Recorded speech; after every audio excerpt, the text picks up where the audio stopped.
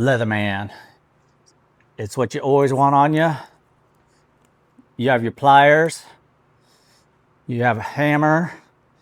You have a, where you can put a tool in there if you need to twist it. It's got easy one-hand opening and closing of a knife. This one is got a flint on it.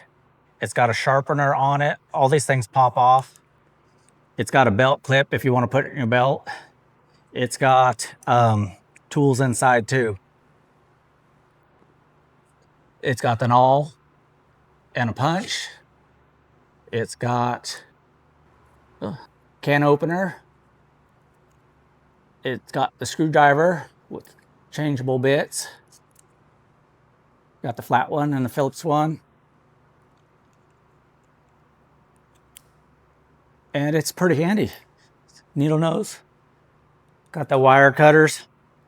And these are nice because when you're using them, they lock open. And then you just press the button in the back to release it. And that's released. So it's a very handy tool. Leatherman. Always have it on you.